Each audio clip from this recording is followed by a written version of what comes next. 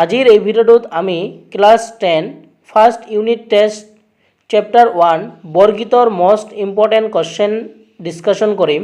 যিবোৰ কোৱেশ্চন তোমালোকৰ unit test এক্সামৰ কাৰণে মোস্ট ইম্পৰ্টেণ্ট হ'ব। তোমালোকে ভিডিঅ'টো প্ৰথমৰ পৰা শেষলৈকে চাই যাবা। এই ভিডিঅ'টো তোমালোকৰ কাৰণে ইম্পৰ্টেণ্ট হ'ব। আৰু যদি চেনেলটোত প্ৰথমবাৰৰ বাবে নতুন হোৱা চেনেলটো ছাবস্ক্ৰাইব কৰি ৰাখিবা।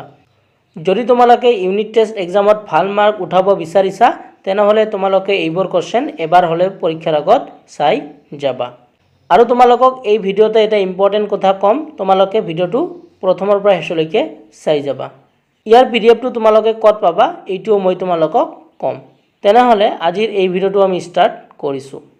তো তোমালোকৰ প্ৰথম যিটো ইম্পৰ্টেণ্ট কোৱেশ্চন পৰীক্ষাত আহিব পাৰে সেই কোৱেশ্চনটো হ'ল যে মাধৱদেৱৰ সাহিত্যিক জীৱনৰ কীৰ্তিস্তম্ভ কি। তো তোমালোকে ইয়াৰ উত্তৰটো লিখিবা, এনেকৈ লিখিবা যে মাধৱদেৱৰ সাহিত্যিক জীৱনৰ কীৰ্তিস্তম্ভ হ'ল নামঘোষা। ঠিক আছে, তো এই কোৱেশ্চনটো তোমালোকৰ মোস্ট ইম্পৰ্টেণ্ট হয়, এইটো ভিতৰুৱা প্ৰশ্ন হয়, মই তোমালোকৰ কাৰণে লৈ আহিছোঁ। কোৱেশ্চনটো কিন্তু তোমালোকৰ কাৰণে মোস্ট ইম্পৰ্টেণ্ট হয়। তাৰপিছত নেক্সট 2 নম্বৰ যিটো কোৱেশ্চন তোমালোকৰ পৰীক্ষাৰ কাৰণে ইম্পৰ্টেণ্ট হয় সেই কোৱেশ্চনটো হ'ল বৰগীতৰ 3টা প্ৰধান বৈশিষ্ট্য উল্লেখ কৰা। যে বৰগীতৰ কিন্তু তোমালোকক বৈশিষ্ট্য লিখিব দিব পাৰে। তোমালোকৰ এই কোৱেশ্চনটো ইউনিট টেষ্টৰ কাৰণে ইম্পৰ্টেণ্ট হয়। তোমালোকে ইয়াৰ উত্তৰটো লিখিবা কেনেকৈ, মই ইয়াতে লিখি আনিছোঁ যে বৰগীতৰ 2টা বা 3টা প্ৰধান বৈশিষ্ট্য হ'ল। তো 1 নম্বৰ লিখিবা শংকৰদেৱ আৰু মাধৱদেৱৰ দ্বাৰা ৰচিত গীতসমূহেই হ'ল বৰগীত। 2 নম্বৰ বৰগীতৰ ভাষা ব্ৰজাৱলী। 3 নম্বৰ লিখিবা বৰগীতসমূহ শাস্ত্ৰীয় ৰাগ তালযুক্ত গীত। তো তোমালোকক যদি 2টা লিখিব দিয়ে তোমালোকে 2টা লিখিবা, আৰু যদি তোমালোকক 3টা লিখিব দিয়ে তোমালোকে 3টা লিখিবা। তোমালোকে ভিডিঅ'টো পজ কৰি এইবোৰ নোট ডাউন কৰি লোৱা। তেনেহলে এতিয়া আমি নেক্সট কোৱেশ্চনটোলৈ আগবাঢ়িছোঁ। তাৰপিছত তোমালোকৰ 3 নম্বৰ যিটো প্ৰশ্ন আছে সেইটো দিছে যে বৰগীতৰ 3টা লক্ষণ উল্লেখ কৰা। তো এই কোৱেশ্চনটো তোমালোকৰ 2 বা 3 মাৰ্কৰ কাৰণে পৰীক্ষাত আহিব পাৰে। তোমালোকে এইটো ভালকৈ পঢ়িবা যে বৰগীতৰ 3টা লক্ষণ উল্লেখ কৰা। ইয়াতে তোমালোকক কৈছোঁ যিবোৰ ভিতৰুৱা প্ৰশ্ন সেইবোৰ মই উত্তৰ দিছোঁ, আৰু যিবোৰ বাহিৰা প্ৰশ্ন সেইবোৰ মই উত্তৰ দিয়া নাই, নহ'লে ভিডিঅ'টো দীঘল হৈ যাব। তো তোমালোকে এইটো পঢ়ি ল'বা, এইটো কোৱেশ্চন কিন্তু তোমালোকৰ মোস্ট ইম্পৰ্টেণ্ট হয়। তাৰপিছত কোৱেশ্চন নম্বৰ 4 যিটো আছে এইটো তোমালোকৰ মোস্ট ইম্পৰ্টেণ্ট হয়, পৰীক্ষাত আহিব পাৰে। সেইটো হ'ল মাধৱদেৱে ৰচনা কৰা 2খন নাটকৰ নাম লিখা। তো তোমালোকক মাধৱদেৱে ৰচনা কৰা 2খন নাটকৰ নাম লিখিব কৈছে। তোমালোকে লিখিবা অৰ্জুন ভৰ্জন বা দধিমথন লিখিব পাৰা। ঠিক আছে, তো তোমালোকে এইটো উত্তৰ লিখিলে ফুল মাৰ্ক পাবা। আৰু ইয়াতে তোমালোকক কৈছোঁ ক্লাছ 10ৰ কাৰণে আমাৰ এটা হোৱাটছএপ গ্ৰুপ আছে। তোমালোকে আমাৰ হোৱাটছএপ গ্ৰুপত জইন হৈ ল'বা। তাত আমাৰ কেতিয়া ইউটিউবৰ ক্লাছবোৰ হয় সেইবোৰ তোমালোকে পাবা। তাৰপিছত তোমালোকে ইউনিট টেষ্ট যে হৈ যাব তাৰ পেপাৰবোৰো তোমালোকে কিন্তু সেই গ্ৰুপটোত পাবা। তাৰপিছত আমি নেক্সট 5 নম্বৰ যিটো ইম্পৰ্টেণ্ট কোৱেশ্চন ডিছকাশ্যন কৰিম পৰীক্ষাত আহি থাকে ইউনিট টেষ্ট এক্সামত, সেইটো হ'ল চমুটোকা লিখা ব্ৰজাৱলী ভাষা। এই ব্ৰজাৱলী ভাষাৰ ওপৰত তোমালোকৰ চমুটোকা লিখিব দিব পাৰে। এইটো তোমালোকৰ মোস্ট ইম্পৰ্টেণ্ট কোৱেশ্চন হয়, তোমালোকে কিন্তু এইটো ভালকৈ চাবা। তাৰপিছত তোমালোকক 6 নম্বৰত কোৱেশ্চন দিয়া আছে যে মহপাশ মানে কি। ঠিক আছে, এই কোৱেশ্চনটো কিন্তু তোমালোকৰ 1 মাৰ্কৰ কাৰণে ইম্পৰ্টেণ্ট হয়। তো তোমালোকে এইটো লিখিবা যে মহপাশ মানে কি মায়াৰ বন্ধন। মহপাশ মানে কি মায়াৰ বন্ধন।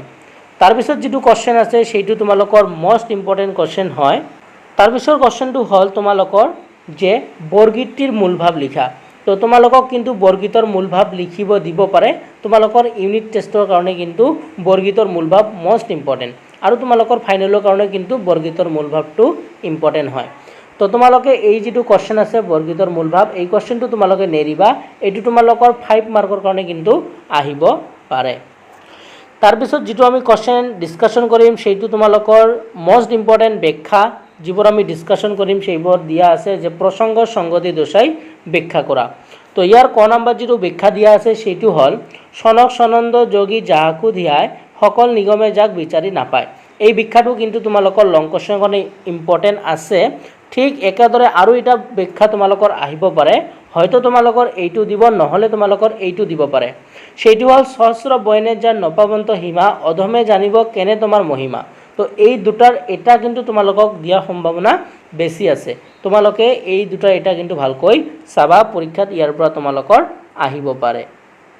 তাৰপিছত 9 নম্বৰত এটা ভিতৰুৱা প্ৰশ্ন ৰাখিছোঁ, পৰীক্ষাত প্ৰায় আহি থাকে। সেইটো হ'ল মাধৱদেৱে ৰচনা কৰা দুখন নাটকৰ নাম লিখা। তো মাধৱদেৱে ৰচনা কৰা দুখন নাটকৰ নাম দিব পাৰে। তো তোমালোকে লিখিবা অৰ্জুন ভৰ্জন বা দধি মথন। এই কুৱেশ্যনটো মই আকৌ আগত এবাৰ আনিছিলোঁ, ঠিক আছে, ডাবল আহি গ'ল। তাৰপিছত 10 নম্বৰ কুৱেশ্যনটোও কিন্তু তোমালোকৰ কাৰণে ইম্পৰ্টেণ্ট হয়। তোমালোকে কি লিখিবা যে মাধৱদেৱে ৰচনা কৰা তত্ত্বমূলক ৰচনাসমূহ কি কি। কুৱেশ্যনটো কিন্তু ইম্পৰ্টেণ্ট হয়। তোমালোকে কিন্তু এই কুৱেশ্যনটো এবাৰ হ'লেও পৰীক্ষাৰ আগত চাই যাবা, ঠিক আছে। তোমালোকে ইয়াৰ উত্তৰটো লিখিবা যে মাধৱদেৱে ৰচনা কৰা তত্ত্বমূলক ৰচনাসমূহ হ'ল জন্ম ৰহস্য, ভক্তি ৰত্নাৱলী আৰু নাম মালিকা, ঠিক আছে। তো এইবোৰ আছিল মাধৱদেৱৰ তত্ত্বমূলক ৰচনা। কি কি আছিল? জন্ম ৰহস্য, ভক্তি ৰত্নাৱলী আৰু নাম মালিকা।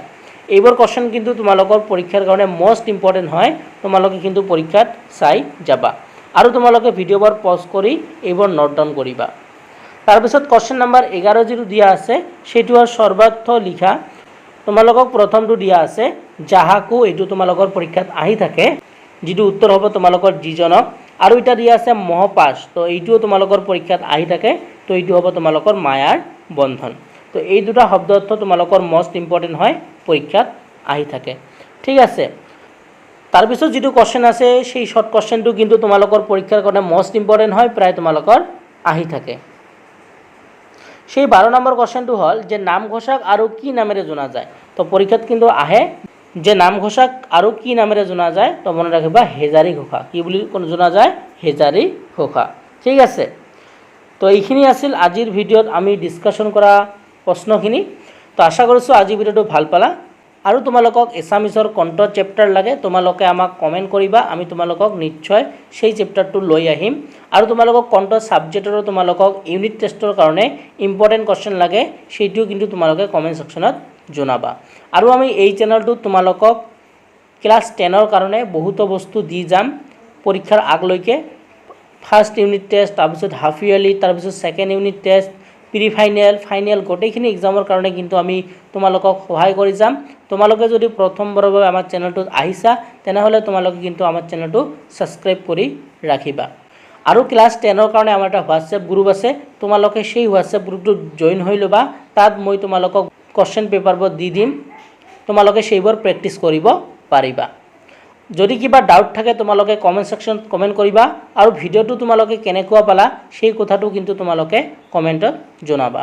আৰু যদি তোমালোকক ইয়াৰ PDF টো লাগে তো ইয়াৰ PDF টো আমাৰ হোৱাটছএপ গ্ৰুপত দি দিম, তোমালোকে আমাৰ হোৱাটছএপ গ্ৰুপত জইন হৈ ল'বা।